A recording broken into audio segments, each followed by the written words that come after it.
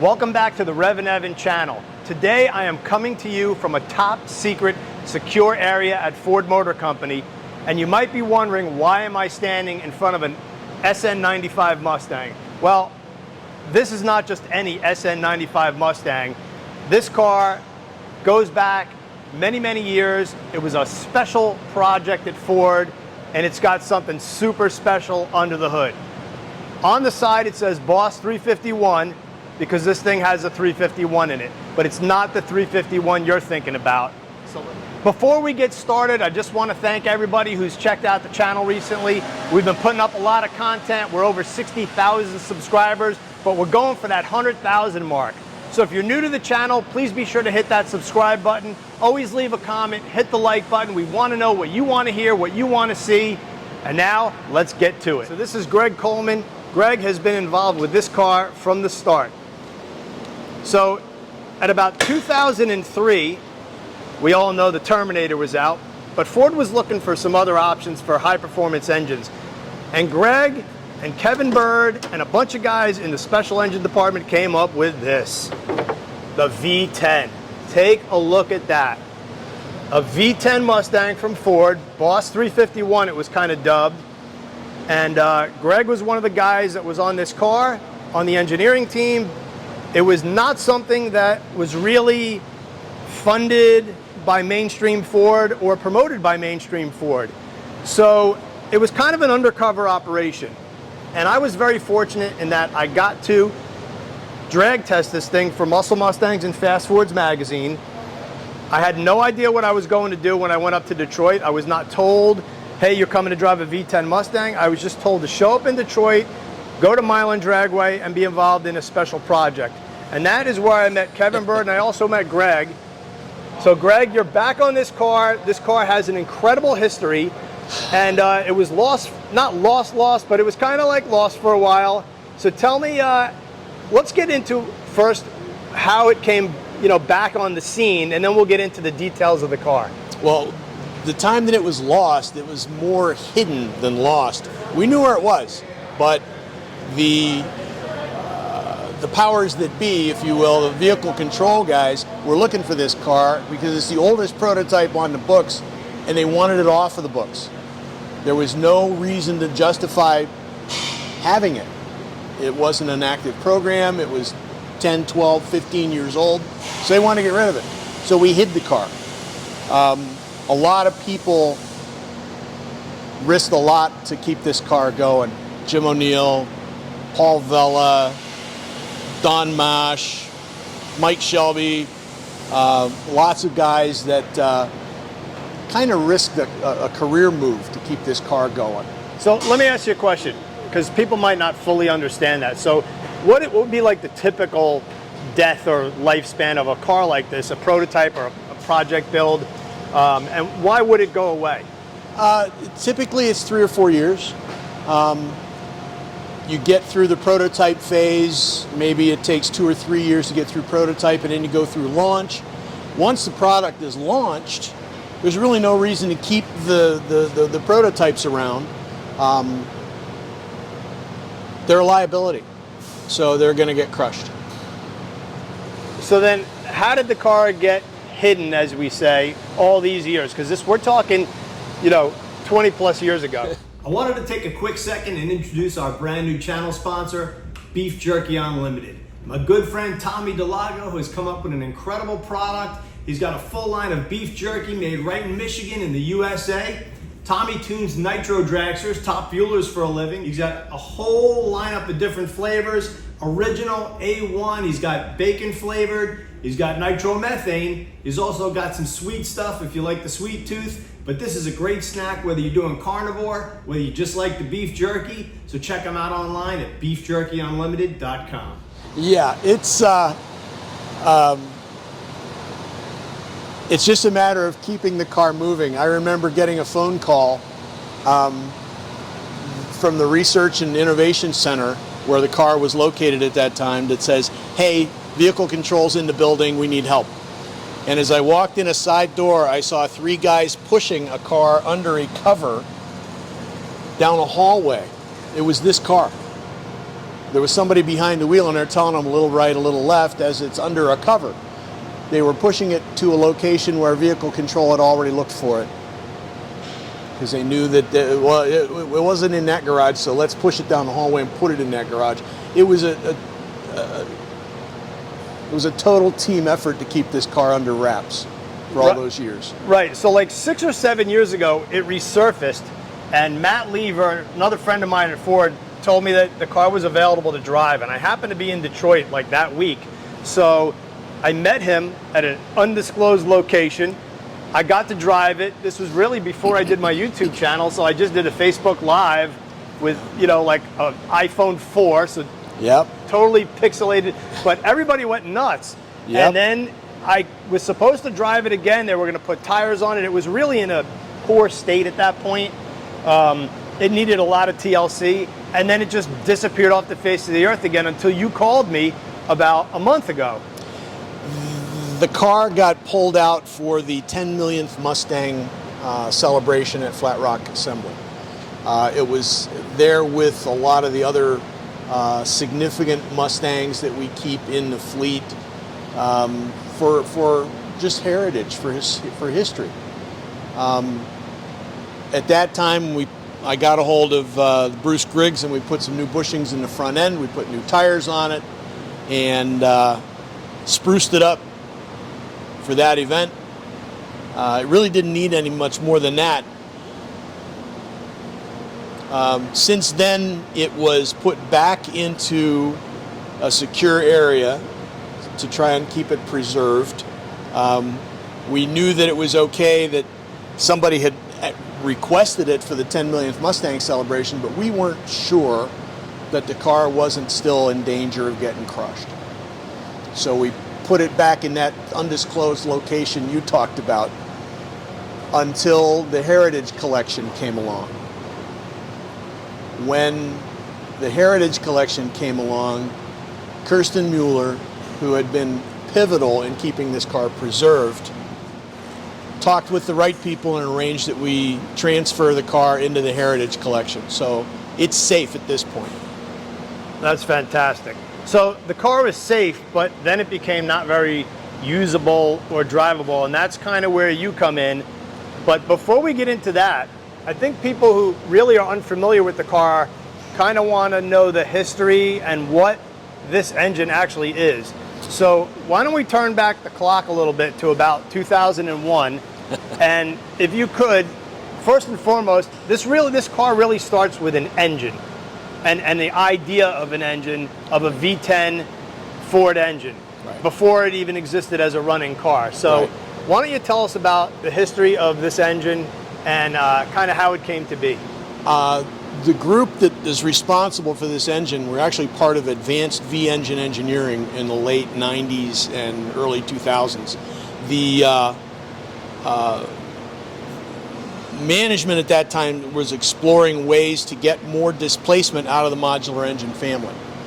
We had the V10 truck engine, but it didn't package in vehicle very well, anything but a truck. We had the 4.6 liter, but we felt like we wanted to get more displacement from that.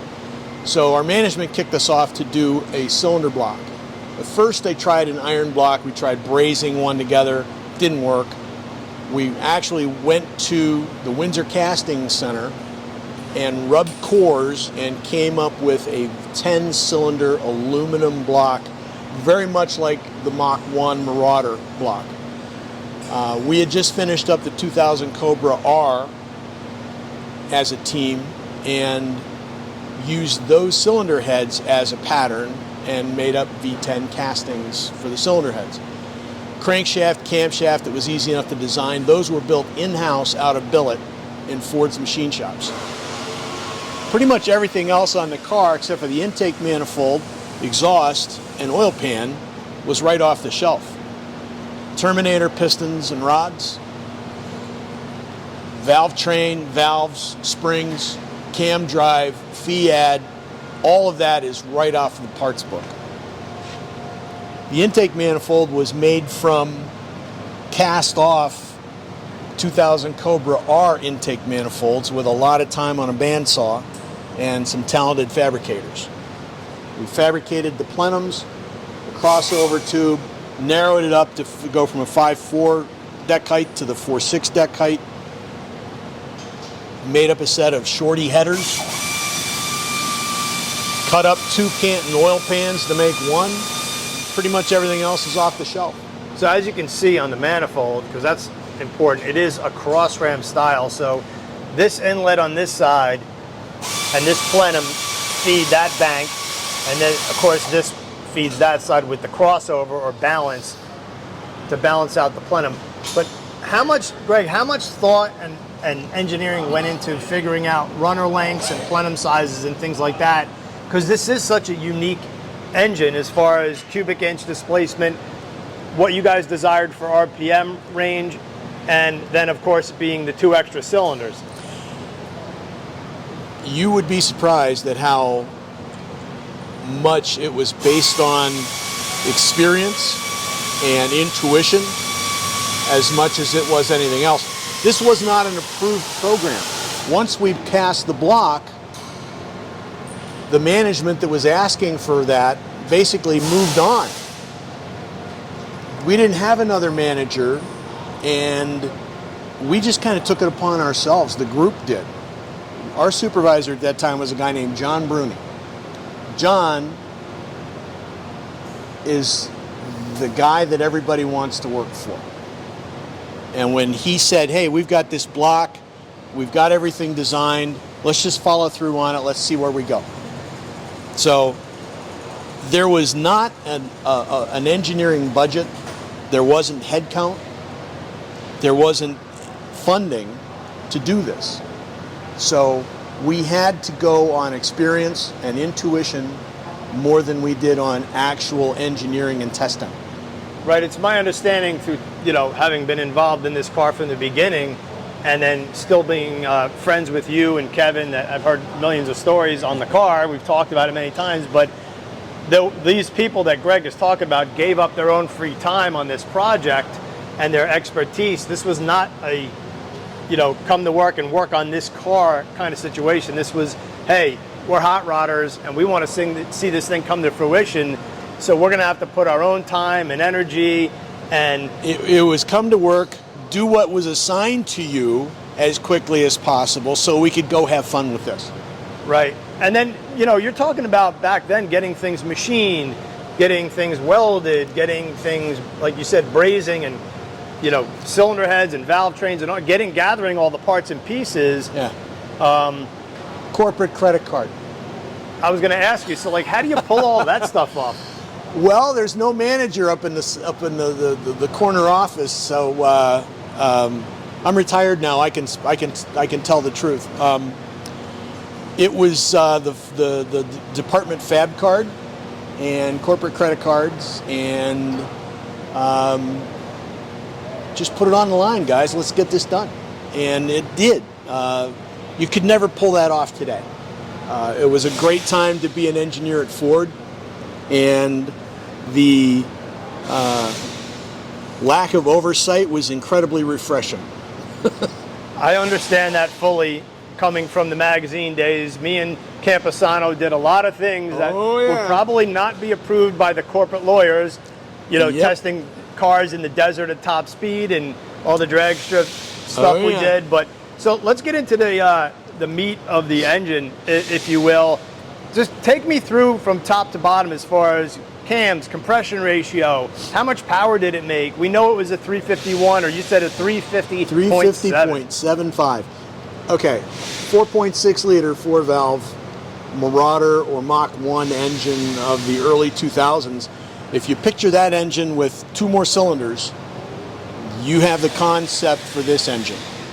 The cylinder block is the basic 4.6 liter 4-valve aluminum block with cores modified to add 2 more cylinders to it. It's exactly 100 millimeters longer than a 4.6 4-valve. The deck height is the same. It uses the same main bearings. It uses Terminator rods, Cobra R pistons. It's 90.2 by 90 bore and stroke. Most of the parts internal to this engine valve springs, valves, rocker arms, pistons, rods, bearings, liners, rings, all of that stuff is straight off of the shelf parts. That was part of what the corporate mantra was at that point. It was use common parts and just execute. So we did. So if you had a block and heads and camshafts, because obviously these cams are longer, and a crank, like the rest of it's common stuff, you could build Yes, it. And absolutely. today somebody could build a manifold, Absolutely. right? Absolutely. And that was part of the exercise. See what we could do with the parts we had. You can count the new cast parts on this engine on your hands and have a couple fingers left. So how much power did it develop, and what was the RPM band? We were seeing, I think it was about 415, 420 at the wheels. And this thing revs like a 4.6 valve. It loves 72, 75. I literally have like memories and visions in my head of ripping gears in this thing. Oh yeah. Because I was probably one of the first people to drive this car in anger with slicks on it. Yeah. If maybe the first. Yeah. When we did that test that day. And I remember Right. Kevin, it was either Kevin or you telling me, or asking me rather, hey, when you show up at the track, can you get a set of slicks? We've just been toying around on street tires and it just has zero traction. With street tires, this car with 60 foot, you need a calendar to 60 foot this car. Yeah, I mean, I don't remember the clutch, but I do remember that it has a 6-speed and a 9-inch. Yes. Under there, but we'll get to all that in a minute. So, like the fuel rails and... The fuel rails were one of those, buy it by the foot kind of things, and we took it to the machine shop. The Ford prototype machine shop made the block, they made the crankshaft. The cams are 2000 Cobra R lobes, right, that were ground into the proper phasing for this V10 firing order, and it's a billet piece. The crankshaft is a billet piece. The heads and block, the castings were done at local suppliers that aren't even around anymore, and machined at MDO in the Ford machine shops. But it's got headers on it, right? Yeah, it's got fabricated 5 into 3 into 2, well, 5 into 3 into 1 headers on both sides. And then an interesting throttle link setup. So you got the pedal pulling on this pulley setup. That came out of West Marine, by the way. Really? Yes, it's to synchronize your two outboards. Oh, that's hilarious. But it works. The cables run up through here. It works. So, all right. So now you've built this engine, and it's got to go on the dyno. So how do you get it to run? Because it's a different crank setup than the V10 truck engine, right? Correct. The truck engine is what we call an even firing order. It's a split rod pin where the two rod pins overlap, and you get an even firing pulse at every 72 degrees. To add strength to this crankshaft, we went to a common pin. What that did is it changed our firing pulses from 72 even to 90-54, 90-54, 90-54. The processors of the day, the PCMs, didn't have enough clock speed to carry that.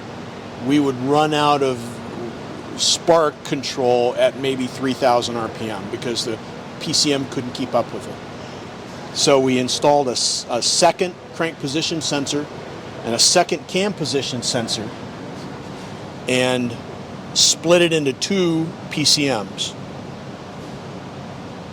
So you had 2 i5 computers running at once. Correct. And it works. It's worked for 20 plus years.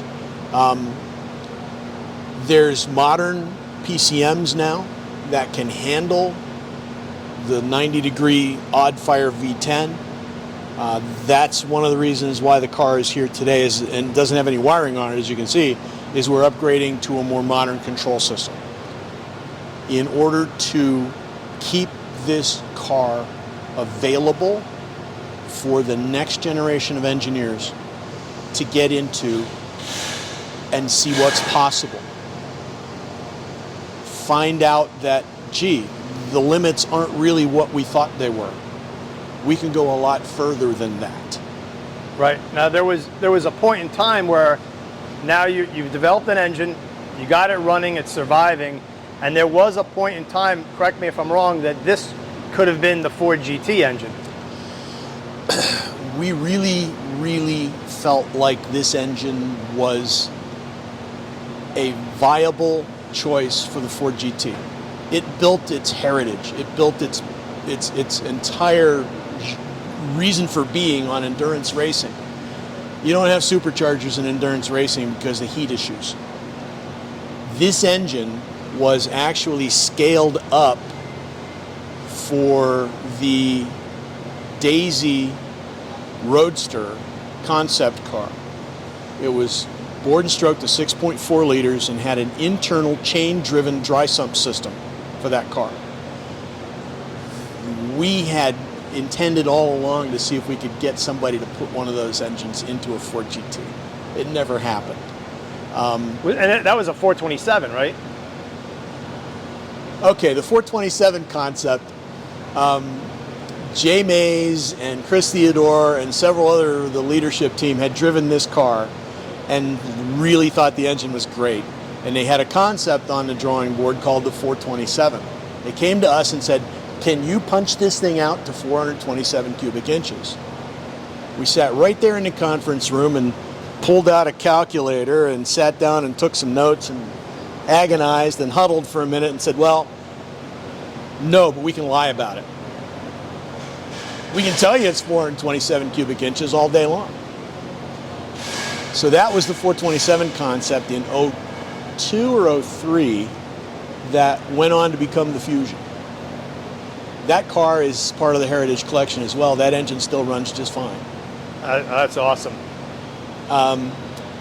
The Daisy Cobra Roadster concept was the first one that was really what this engine would have been in a Ford GT. Like I said, internal, chain-driven dry sump, naturally aspirated.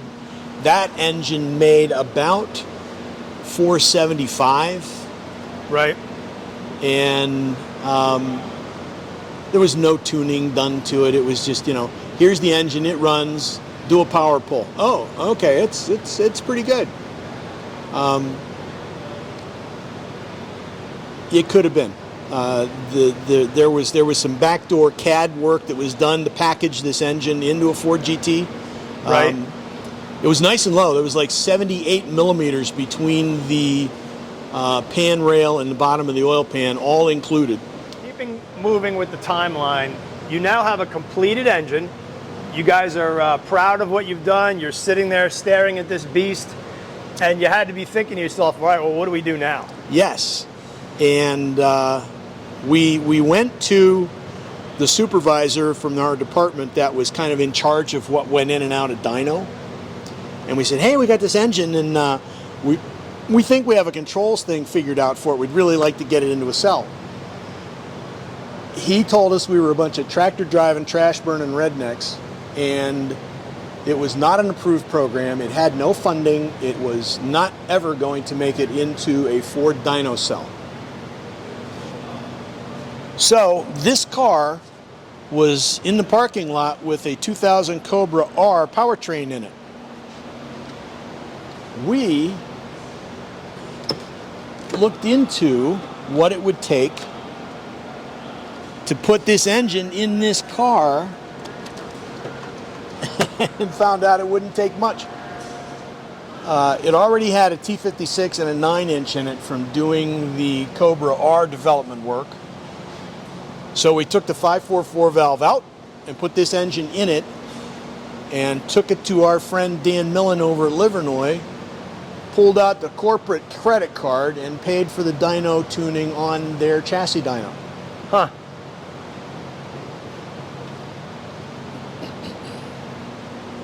So you kind of had a ready-made hot rod as far as at least the drive line. Well, once we got the car running, we knew it was special. The people who got in this car and drove it knew immediately that it was special. I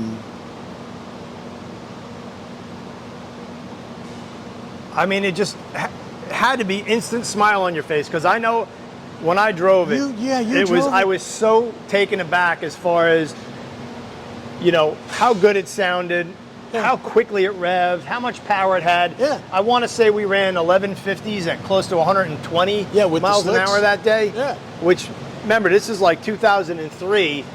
That's a second faster than a Terminator Cobra. Right. And it just obviously had a completely different sound and feel to it. Yes. And like I said, Let's see with the hood down for a the minute. more executives that got in this car, the more requests we got for people to get in this car. So that's because the Cobra R engine was in here. That's why this hood is on. Yes. We had to have that. I always wondered why that hood. We had to have that on there to clear the Cobra R intake. Okay. And we left it. Wow. And yeah, the exhaust system on this car was stuff we had laying around, honestly. Right. That's wild. Can we put it up in the air? Sure.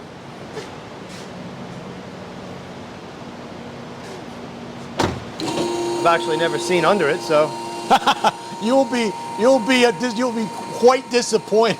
I gotta say though, I mean, the body and paint it's in surprisingly good shape, and it's definitely in better shape than when I drove it a couple of years ago. So there's that 9-inch. Yeah. It Sorry, hasn't it's had a little dark under here. Hasn't had any cosmetics done, I can tell you that. Nobody can afford to do cosmetics on it. So you got, look at the old school kind of, I think they look like Global West, maybe. Yep. If I remember correctly, that they had that style of lower control arm with the jacking deal for the spring, and then just stock looking boxed uppers up there. Again, I'll take some cell phone pictures and post them in there. Bolt-in shocks, and then some Dynamax mufflers, X-pipe. So was this all stuff that you had to source, or stuff that was lying around? This is the stuff that we had laying around, literally. So again, tell me about the oil pan. There's a cut in it. Yeah, it's 2 Canton Cobra R oil pans cut and pasted together. Because the Cobra R came with the Canton pan. Right. So it was, again, using the parts we had laying around. Now, the one thing we screwed up on, when we sent the car out to get the headers made, we forgot to put an AC compressor on it. So the number 1 primary pipe hits. There's no AC in the car. We didn't have the time, money to go and get that taken care of, so the car has no air conditioning. That's all right. That was one of the biggest criticisms we got from some of the executives, and the ones that complained about it didn't get the car again. Mustang guys love AC delete. Yeah. Like I And said, girls. Like I said, the execs that complained about it, yeah, they didn't get the keys again. So did it already have the K-member in it? Because it's No. got a tubular K-member. We did that in order to fit 3 primary pipes through here. The coilover setup and the K-member was a catalog item that wound up on the corporate credit card. Right. So we're going to do a cooling flush, I guess. Yeah, we're working on that right now. The other things that this car needed was replace the fuel lines. 23-year-old braided steel lines. It just one day they all started leaking at the same time. So we just finished replacing all of the braided steel in the car. And there's the coil covers. I'm going to hold one of them up. Yeah. These are unique to the car. That's And cool. if you look at the back, you can see where they were welded together. Oh yeah, look at that. Cam covers are the same way. We found a company that was just getting into the laser welding business. So we utilized their services for prototyping.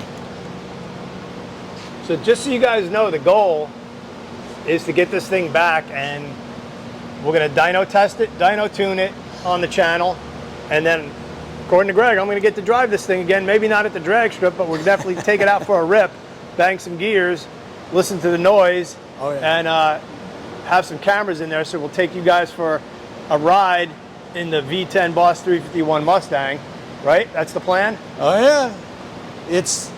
We're going through all this because this car deserves to be preserved.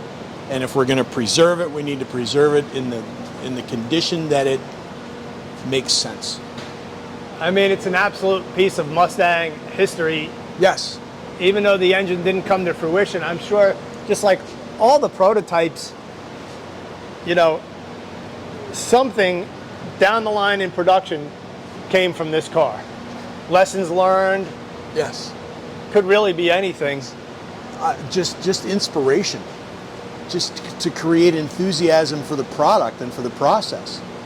It's what we need to do more of. We need to communicate that excitement, that, ooh, wow, we got to do what? That's what this car represents. The inspiration and excitement that this car provides is like, wow, we got to do what?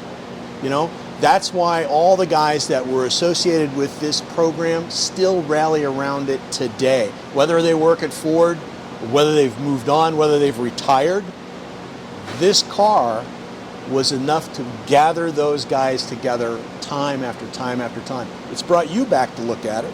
Absolutely. I'm up here in Detroit in the top secret location checking it out. And, you know, today there's a lot of sticker packages.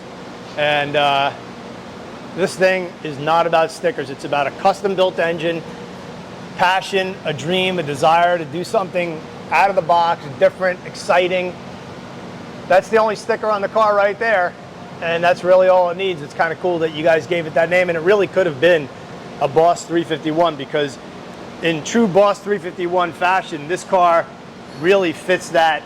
Yes. NA, stick shift, Yes. that whole theme of a Boss 351 Mustang of raw power, high RPM, Yes. great sound.